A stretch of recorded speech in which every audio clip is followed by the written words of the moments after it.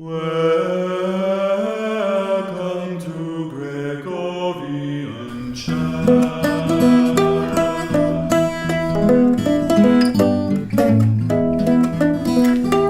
Hello! Hi! Bienvenuda! Or bienvenudo, depending if you're a man or a woman. I'm a man. Yep, bienvenudo. Might look like a woman. Well, you are wearing a pink scarf. Well, let's not bring pink into this. Okay. That's another musician. Anyway. It's episode 26 of Gregorian Chat. What? And it's Bringing also, you that real Catholic banter. It's also a very important day. Oh yeah? Oh, of course it is. For us especially. Well, for all the domestic church. Yes! It's the feast day of Saint Dominic. Boomtown. That's right. So if you're called Dominic, kudos to you. Yeah. If you're just Dominican, Well done. Welcome to the club. kudos to you. If you are Dom, yeah. Which in German means cathedral. Dom. Yeah. I always wondered why at my local church, on the cornerstone of the church, it says Dom. Something. That's because it means Lord in Latin. Well, I thought it was because we were the cornerstone of the church. That's exactly what it is. Baby. It's actually on the Anyway. cathedral as well. Yeah. The title of today's podcast is Christian Music, You're Doing It Wrong. That's right. Got all that clickbait. And well, just as kind of like a little disclaimer here, we're not saying we don't want to bag Christian music and be like Christian music just sucks and don't listen to it. Doesn't. Or listen to secular music. That's not what we're saying. No. But as we will explain as we go, it's a lot more. It's a lot more. More into it. to think about. Yeah. But what are we drinking today, Dom? Today we're drinking all the way from the Big Apple, New York breakfast tea. It's made of a more classic black tea, so it's a lot stronger if you let it brew for as long as we did, it is, eh? which is like 20 minutes, and they say 2 to 4. Definitely should have gone for the 2 option. 4 minutes. Man, that's Yeah, a lot of minutes. It's a lot of minutes, but we poured it out and it looked like Coca-Cola. It was that dark. But there's definitely vanilla in here, and you can smell cinnamon. that. Cinnamon. Two of the best things ever. Yeah, so there ain't nothing vanilla about this. Synonymous. But yeah, it's that's a good tea. I'll drink that again. Yeah. What have you been up to, Dom? What have I been up to? Well, we've had a really busy week actually, haven't we? Went to Marist College. Yeah, went to Marist College. We did a presentation for them to get them to come to chaplaincy next year, hopefully. So that's been pretty full on. I can't remember what I did on the weekend, but it was awesome. Had a great time. I've been suffering from a very painful condition. I won't go into it. But, Pictures of hey? What? Anyway, but I was in Sydney, which was beautiful. I really loved the city. I loved the place. I went to St Mary's Cathedral. It was an absolutely crazy time. Oh yeah, what was that? Well, this is a huge cathedral. Is it? Yeah, and everything was sung, which was really funny. The guy who did the first reading, yeah, he sings the thing. He was this awesome Chinese guy, and he goes, "The Lord be with you." No. Cracked a huge high, and everyone was trying not to laugh. All right, well, at least I tried. And then the first word of the gospel, the first line of the gospel was like, because there's a big organ in the church, right? Yeah. And when it plays, it just resounds like nothing else. Would you say it's really the heart of the church? Yeah. So organ. How long did it go on? Pipe down. Anyway, okay. So the key to good jokes is... anyway, no, so it goes... Jesus came to his disciples and said, and then like this huge note from the organ just goes boom. And everyone was like, wow, why would he say that? And then followed that by pardon me. But anyway, Sydney was an awesome place. I think it's quite an apt story to bring up, considering we're talking about Christian music. Oh, this is a better segue than boom the ones that we could exist. ever have thought of. So I never thought that it was going to measure up. Oh, I'm going to take this and record it. So yeah, talking about organs, singing in church, yes. Doing anything in church really, to the best of our ability. I mean, sometimes you're sort of like, you know what, I can't sing, but I'll lead the choir. And it's like, probably not a good idea. It's like, the Lord will lead me in this endeavour. And but in the words of blessed John Henry Newman, the Lord has given me a mission he has not given to someone else, which means some people are meant to sing and some people aren't. in this case. That's so true. And don't we know it? We know it. So often I'm that person that's not meant to sing. You've got a good voice. Yeah, but I just can't pick a note. But anyway, moving on. So talking about Christian music and Christian music, and we kind of, if you look up on the internet, Christian music, you'll probably find a whole bunch of articles on why Christian music is so bad. And I watched a video the other day that it was kind of like a podcast, but not as good as our one. And they were saying 5 examples of really bad Christian music and 5 examples of really good Christian music, but they just kind of seemed a bit like cynical about the whole thing. They didn't want to give any redemption to this bad Christian music. I don't mean like evil Christian music, I just mean badly done, right? And so we don't want to be that cynical. No. But the first question that kind of came to our mind was like, okay, if you're going to use the term Christian music, then what defines Christian music? Are we talking worship music? Are we talking music that is liturgical? Just liturgical? Is it sacred music? Or is it just music that's made by Christians for Christians? Yes. Right? By Christians for Christians. Because there's also Christian music. Well, there's also music that's made by Christians but not necessarily for Christians, right? Switchfoot is like... Yeah. 21 Pilots. Yeah. Like Christian artists who aren't really afraid of their faith, but they're not just doing it to cater to Christians. Yeah. Sixpence None the Richer. Yeah. What was that one? Hayley's the last... She's called Hayley. She's in a band. Can't remember. She had orange hair. Not Paramore. Paramore! Yeah, Is she Christian? The whole band was Christian. They prayed before they went on stage. I don't know if they're around anymore, that's why I said was. Oh. What? I haven't heard anything off of Well, just because Paramore is like an illicit lover, isn't it? I don't know. I don't know. That's for you guys to decide. Anyway, so it's so it's like, first question, what is Christian music? And then I guess the second thing is, it's like, okay, well, if we're talking about not worship music, let's like leave worship music aside for a second. Yeah. We'll come back to it. Then what is good and bad about Christian music that you hear these days? And my first beef, I guess I would say, is that a lot of Christian music is just it seems so lazy. Like they haven't really put much effort into making it good musically or lyrically. Right, yeah. It's almost as if they were just like, okay, you've got a contract, you need to make 3 albums, they need to talk about Christian stuff, but you can't talk about anything too personal, you can't touch on any really deep topics. Yes. It has to be kind of vague. Yeah.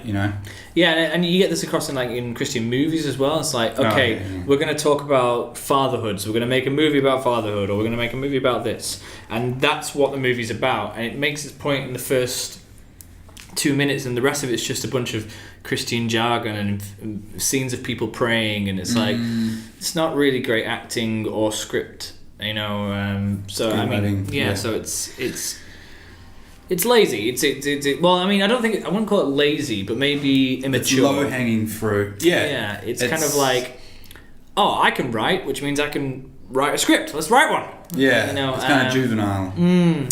Yeah, and like I was saying, like I mean, though it isn't easy. It isn't easy to come up with Christian music or even Christian movies, I don't think, because I was saying this earlier that like I've tried writing Christian songs before, and I often find myself reflecting on it, and then being like, actually, this is more of a theological discourse than it is an actual song.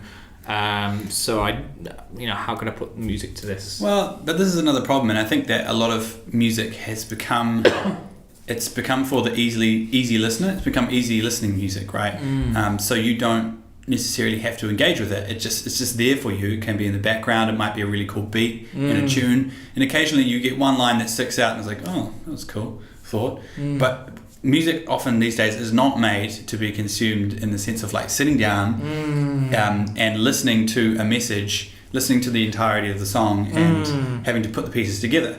It's more about like little snippets that catch your attention. And so it's become, I guess, in that sense, very hard to put these deep themes across into music. Yes. As in like good Christian music should be a theological discourse in a sense that it's like, it should be discussing every theology, being like thinking about everything in relation to God, right? Yeah. Well, and that's the thing about like, I think another point that we need to make is like being Christian isn't just about being intensely like in prayer or everything you say is about God. Like saying the right things. Yeah, it's like, you go to the shops, you buy food, you go to the toilet, we're all human. And it's a case of, not necessarily putting the toilet thing Well, into you could put the toilet into the song. But like, it's all like talking about your real life situation. I don't wanna lose you. Anyway, so talking about it's putting your real life experiences into Christian songs. So like the virtues, they're Christian, but like you don't hear a song on moderation. yeah. But like or the virtue like with patience and stuff like that. And I think these are things that like a time that you weren't patient is like, oh wow, that's something that I could have done better. And you got yourself a love song there, so like I ruined it because I wasn't practicing this virtue, and that can be what the song's about. But having said that about like theological discourse, I was telling you earlier about my a friend of mine and a great musician, Joe Zambon. You were telling me about him. He's Canadian, and he was saying to me once. He was saying to me that, well, he was telling everyone about this song he'd written. We have to tag him in this. We will. And he's saying that he'd been reading Saint Bernard's work, and it led him to write this song. And I was just like, how does that even work? How do you get from a saint's writings to this work? But I think it was something. What's key is something that you mentioned earlier is how music, the Christian music, should be the result of an overflow of of spirituality and prayer life. I was talking about a great I guess Christian songwriter I used to live with in the States called Ed Conlon, and I was like talking to him because I was like, I want to write worship songs. I've only ever written like singer-songwriter songs. How do I do it? And he's like, well, the first thing you need to know about writing Christian music is that it always has to come from, if it's going to be good, it always has to come from an overflow of your personal faith and spiritual life. Because if you've got nothing, you've got nothing to give. And if you've got nothing to give, then your music also has nothing to give, because people listen to music a lot of the time because it challenges them. It makes them think about something they haven't thought about before, or a different perspective that they can only get through prayer or life experiences and things like that. And so I guess the challenge there is, it's like, well, you have to be consistent in your prayer life and real, but you also have to be real in real life, and you can't just write about things that are, just about the unattainable, or like eventually, we'll go to heaven. It's great, but a lot of people want music that's gonna, I guess, help them through the days here. Yeah. So I think one of the keys we can take from this anyway is the whole string of jokes. I'm just gonna pitch an idea right now. Okay, go for it. I'll tune in. One thing we can take from this is it's like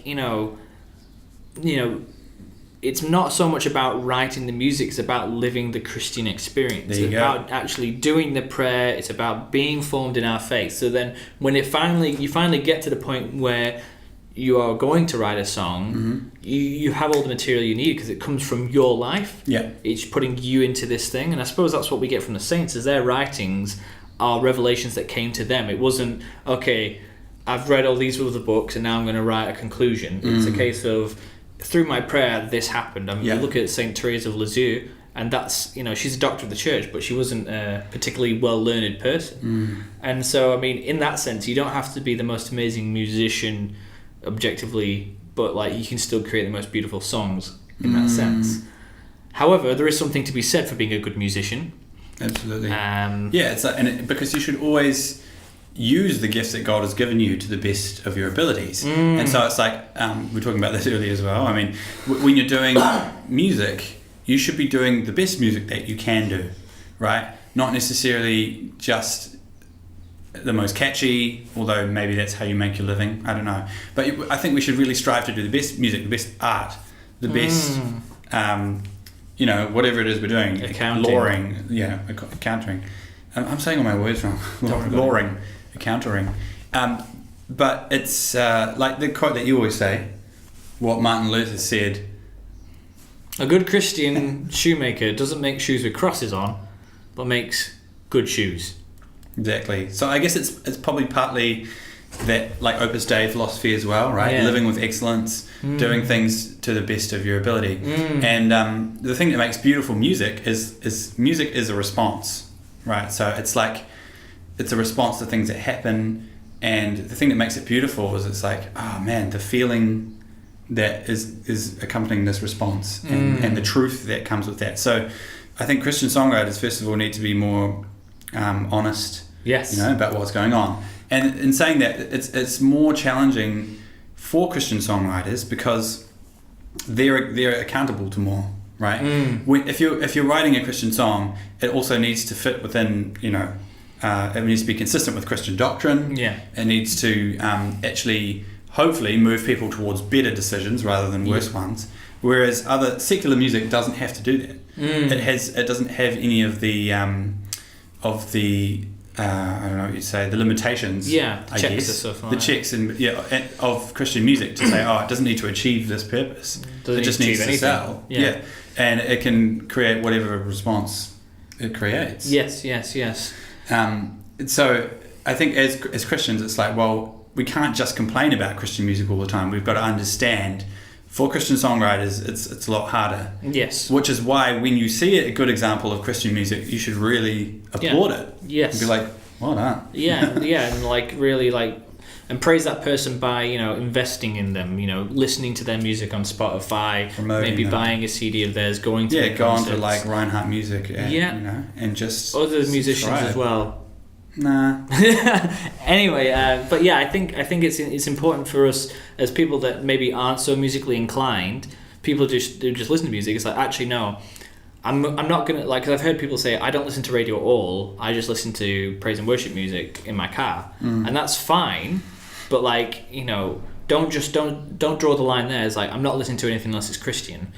Go a step further. I'm not listening to anything unless it's like quality Christian music as well. Yeah. I mean, sometimes it's like, I listen to Life FM and there's like, there's songs on there that are awesome, there's songs on there that aren't so awesome, but to be honest, I just, when I'm driving, I'm not really paying attention. That's right. It's just easy listening.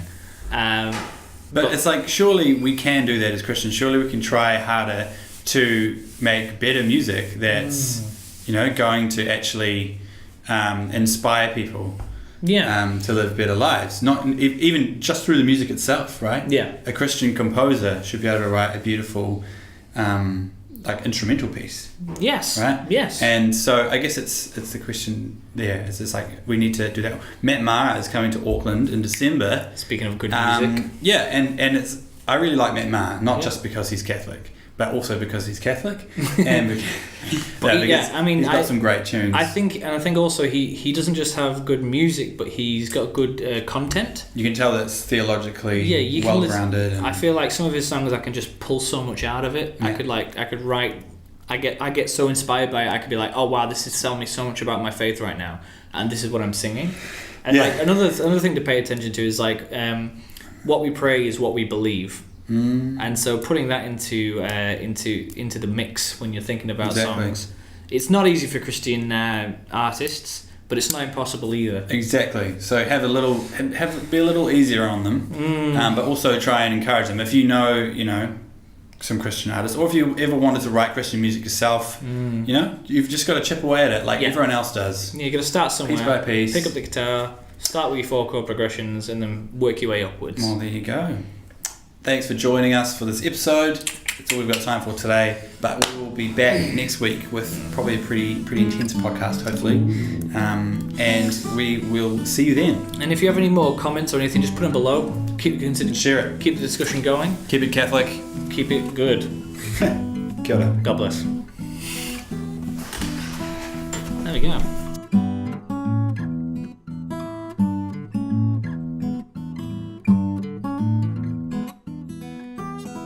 Hey guys, I hope you enjoyed the video. Don't forget to like, share and subscribe. Make sure that you check us out on our YouTube channel, Auckland Catholic Tertiary Chaplaincy. You can also find us on Facebook.com/The Chaplains. And our Instagram account, which is Auckland Catholic Chaplaincy.